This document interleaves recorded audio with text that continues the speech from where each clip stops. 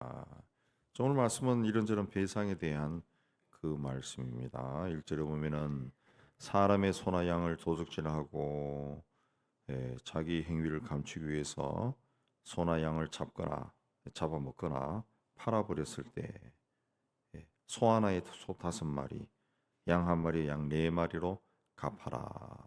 예, 그렇게 해서 4배, 5배로 갚으라 그랬습니다.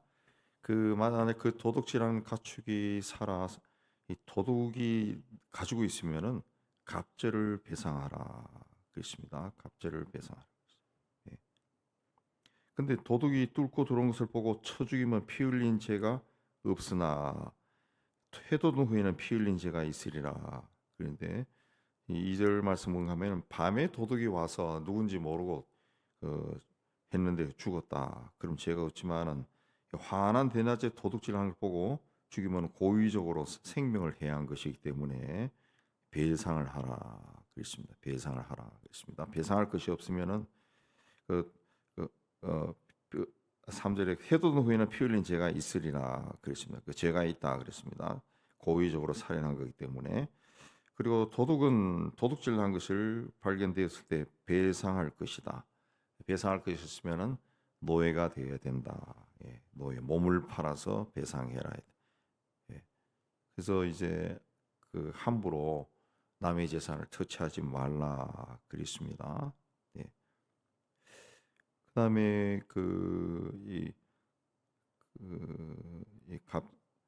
도둑질한 것이 이제 4절에 그 가지고 있으면은 갑절을 배상하라 그래요. 그다음 5절에서는 그 파티나 포도원에서 가축을 방목하다가 다른 집의 것을 이제 먹게 했을 때 가장 좋은 것으로 배상해라.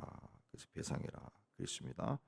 6절은 불러온 자가 반드시 배상하고 7절에서 15절까지는 돈이나 물품이나 가축을 맡겼을 때 또 이웃의 것을 빌렸을 때 발생한 피해에 대한 규례인데 돈이나 물품을 이웃에게 맡겼는데 도둑이 들었어요. 그러면은 먼저 자신이 집에 있을 때 도둑을 맞았을 때는 자기인데 물건을 맡긴 주인에게 배상을 하라. 2배로 배상하라. 내가 그 주인은 나야를 믿고 맡겼는데 내가 도둑을 맞아버렸어. 책임이 있다는 거죠. 예. 서로 도둑이 잡혔다 할지라도 잃어버린 것에 대해서 배상을 해줘라. 내 책임이라는 거죠. 맡은 자의 책임이다. 근데 도둑이 잡히지 않았다. 그러면은 재판장 앞에 가서 예, 내가 이게 손을 대지 않았다라는 것을 조사를 받았다는 겁니다. 근데 그렇게 조사받아 가지고 손대지 않았다는 것이 밝혀지면은 배상을 하지 않아도 된다. 그렇습니다. 예. 8절에 이야기하죠. 예. 그 9절에 그렇게 이야기합니다. 예. 근데 만약에 그 주인이 그 맡은 자에게서 내가 저 사람한테 맡겼는데 그 사람이 내 물건을 가지고 있어요. 예. 그러면 이게 내 건가 저 사람 건가 맡긴 건가 여부를 판단받아서 그 맡긴 주인의 것이다. 예. 맡긴 사람의 것이다. 라는 것이 발견되면 2배로 배상해라. 그랬습니다. 예. 그러나 사실이 아님이 판명되었을 때는 물건을 잃은 자가 맡긴 사람이 오히려 2배 배상을 하라 그랬습니다. 14, 15절은 앞의 경우와 반대로 어떤 물건을 빌렸을 경우에 피해 보상한 겁니다.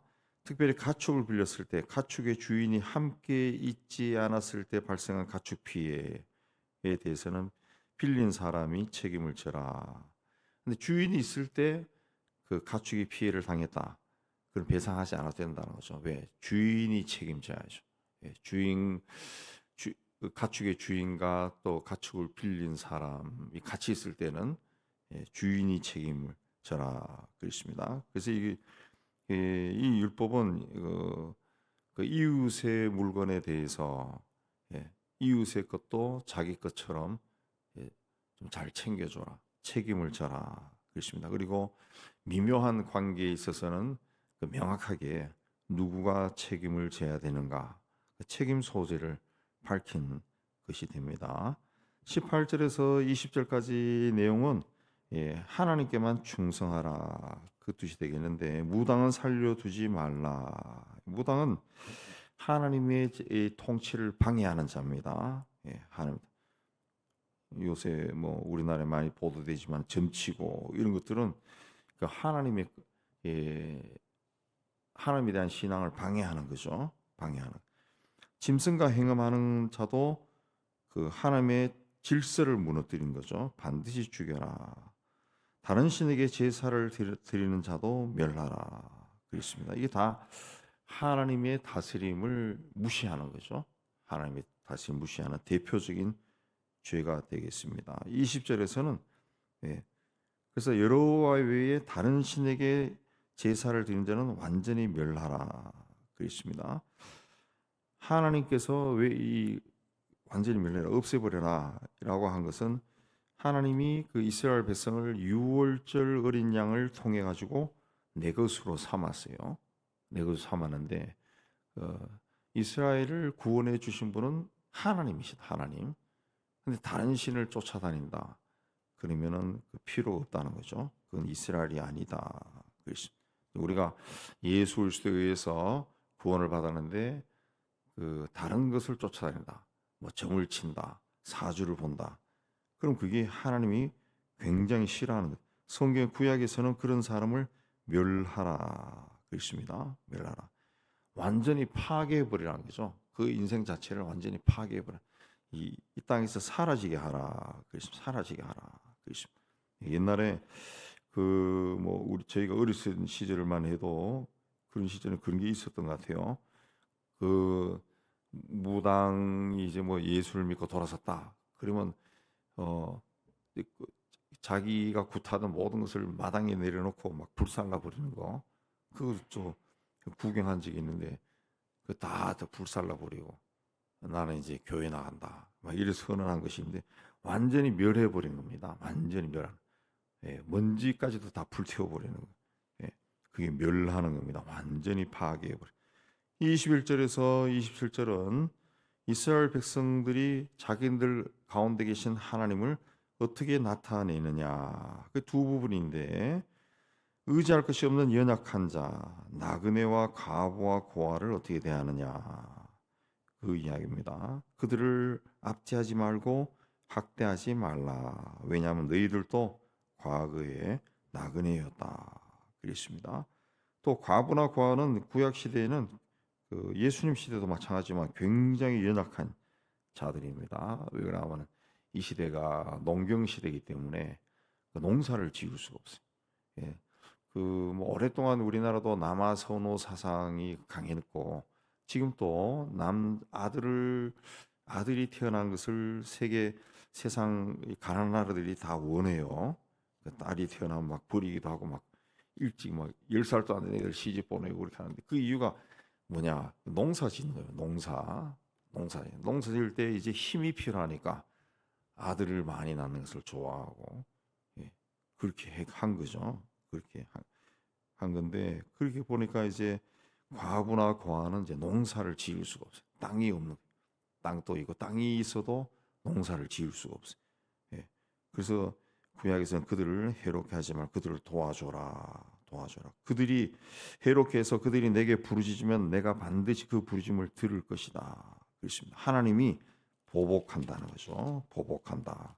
그래서 너희 아내가 과부가 되고 네 자식이 고아가 될 거다. 그들을 학대하면 너도 똑같이 당한다는. 그렇게 하지 말라. 그다음에 25절에 형제 중에 가난한 자에게 돈을 빌려줬으면은 채권자가 하지 말고 이자를 받지 말라. 받지 말라. 그랬습니다. 네. 그다음에 이웃에게 옷을 전당 찾거든 해가 지기 전에 줘라. 그쪽 동네는 이제 낮에는 뜨겁고 밤에는 춥죠. 가보신 분들은 아시겠지만 이 기온차가 일교차가 참 심하더라고요. 저녁에는 그 뜨거운 나라가 정말 춥더라고요. 추울 정도인데 그래서 이 사람들이 그 옷이라고 하는 것이 그 아주 얇은 옷이 아니더라고. 약간 두툼한데 통옷이에요. 통옷. 통 어깨부터 발까지 이제 통으로 된 옷인데 그 통옷의 어떤 그 과학적인 원리가 있더라고요. 음. 그리고 그들이 치는 장막의 원리가 있던데 그냥 아우 그 무더운 나라에 어떻게 저런 천막을 치고 사나 그런데 천막 한가운데 그 구멍이 뚫려 있죠. 구멍이 뚫려 있어요. 그게 이제 기온의 압력 차를 불러일으켜 가지고 그 천막 안이 그냥 시원해지더라고요. 마찬가지로 통옷을 어깨부터 발까지 통옷을 입었을 때 그 그냥 땅에 질질 끌리는 옷이 아니라 이 발목까지 오는 옷인데 그게 과학적인 원리로 그 기압차가 발생해 가지고 이 옷 내부하고 옷 바깥하고 이 온도 차가 생기는 거예요. 그 옷이 입으면은 시원하답니다. 시원하다는 거지. 예. 옷감이 두껍고 뭐 얇고 이게 아니라 우리 같으면은 그 뜨거운 여름에는 얇은 옷을 입어야 된다. 그런데 그 사람들은 그게 아니고 적절한 두께의 옷을 입는데 그렇게 통옷을 입고 다니면은 덥지 않고 시원하대. 뭐 습도가 있는 나라가 아니기 때문에 예, 바람이 밑으로 예, 압력 차이가 가지고 시원하게 들어온답니다. 뭐 에어컨을 그냥 입고 다니는 것 같다. 그 이야기를 들었는데 예, 그게 이제 밤에 잘 때는 이제 이불이 되는 거죠. 이불. 그 이제 이불이 되는 거예요. 그 옷이 없으면은 사람이 이제 춥다는 거지. 예. 그 저체온증으로 죽는다는 거죠. 그 사람들은 그 17도만 돼도 막 얼어 죽는다. 저체온증으로 죽는다 그러더라고요. 예. 참 상상이 안 되는데 어쨌든 그 나라가 그렇습니다. 그래서 돌려줘라 그렇습니다. 28절에서는 재판장을 모독하지 말고 백성의 지도자를 저주하지 말라. 재판장을 모독하고 백성의 지도자를 저주하는 것은 왜 그렇습니까? 그들이 일을 잘못하기 때문에, 예, 불의를 행하기 때문에, 예, 또 실수하기 때문에, 예, 나라를 잘못 다스리기 때문에 저주하고 막 모욕을 하고 그렇게 하는 거지. 그 사람들이 일을 잘한다 그러면은 그런 말 하지 않습니다. 그런 말 하지 않습니다. 예. 근데 이 사람들이 그 일을 못하고 또 일을 하면서 실수도 하고 백성들에게 또 좀 좋지 않은 일을 일으킨다 할지라도 모독하거나 저주하지 말라. 예. 그게 무슨 뜻이냐? 하나님이 세웠다는 거죠. 하나님이 세웠기 때문에 하나님이 패하신다는 거죠. 그 하나님의 소관이라는 거죠. 예. 그 질서의 문제인데 그 뭐 사람이 완전하지 않기 때문에 지도자가 그 재판장이나 백성의 지도자가 그 문제를 일으킨 일 겪을 때 예, 거기에 대해서 사람들이 억지로 막 무슨 일을 저지르고 욕을 하고 막 이렇게 하면은 공동체가 질서가 어지러워진다. 예. 그 하나님도 다 아시니까 하나님이 처리한다. 그랬어요. 그래서 그걸 하지 말라. 근데 하나님은 이런 걸 통해 가지고 이제 질서를 이제 중요하게 여긴다는 볼 수 있습니다. 그다음에 추수한 것과 짜낸 집을 바치기를 더디하지 말라. 하나님께 헌신하는 겁니다. 헌신 29절 30절은 이제 헌신에 대한 문제인데 하나님께 드리는 것을 인색하지 말라.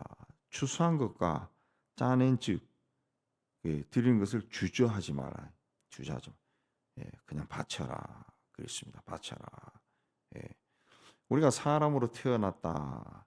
그리고 우리가 이제 하루에 이제 음식을 먹어야 산다. 이것도 하나님이 인간에게 그런 걸 줬기 때문에 우리가 음식을 먹고 사는 거죠. 예. 그 아기들이 왜 그래서 우리가 이제 먹고 사는 것도 가만 생각해 보면은 그 하나님이 우리에게 먹고 살 수 있는 그걸 그걸 기능을 주셨기 때문에 먹는 거예요. 찾아 먹는 거예요. 그 먹는 것도 사실은 우리 부모가 우리에게 가르친 거죠.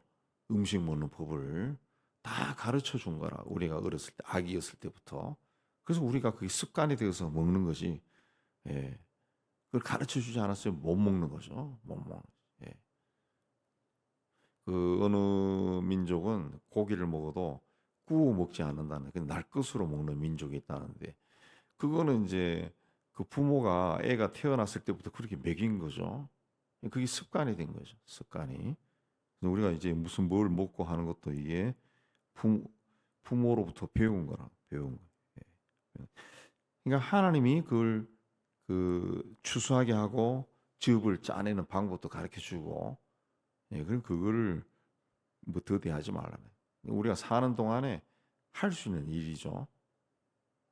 나중에 세상 떠나면 하고 싶어도 못 해요.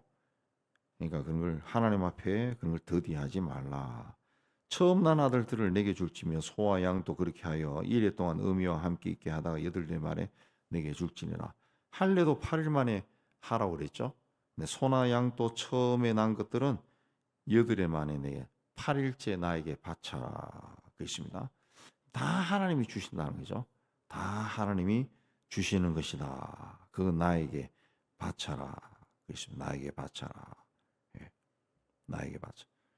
너희는 내게 거룩한 사람이 될지니 들이나 짐승에게 찢긴 동물의 고기는 먹지 말고 개에게 던져라. 길거리에 있는 것들을 주워 먹지 말라는 거죠. 예, 주워 먹지 말고 레위기에 들어가면은 이제 어떻게 도살하는가 방법들도 막 나오죠.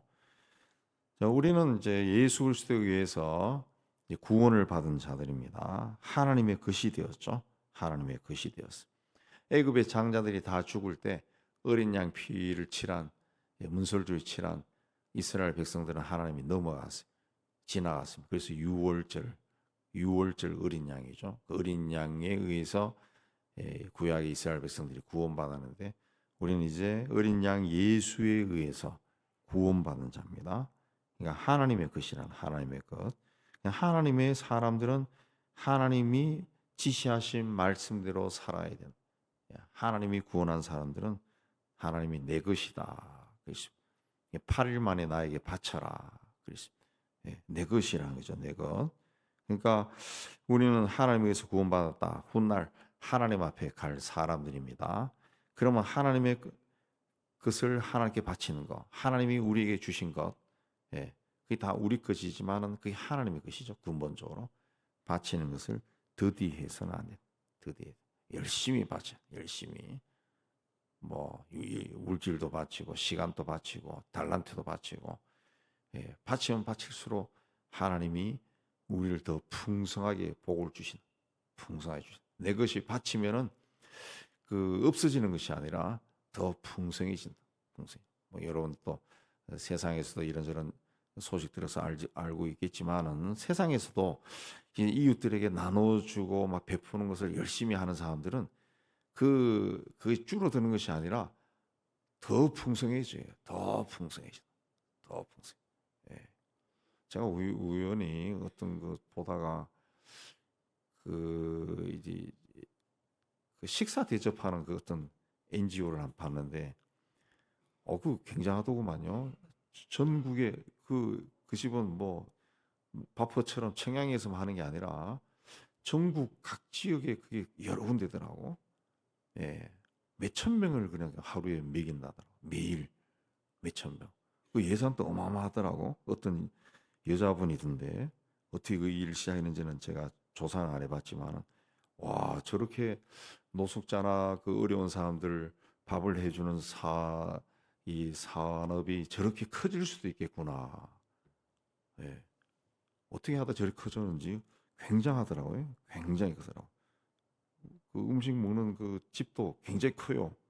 거기 사람들이 막 모여서 막 식사를 하더라. 저렇게도 커지는 수가 있구나. 하나님은 우리를 택하고 우리를 복의 근원이라 그랬습니다. 복의 근원은 셈이란 뜻인데 끊임없이 물이 솟아나는 거죠. 우리가 하나님께 바치고 하나님의 도구로 쓰임 받으면은 하나님이 우리를 그야말로 하늘나라 부를 때까지 사용할 겁니다. 여러분이 다 그런 존귀한 삶을 살기를 주의 이름으로 축복합니다.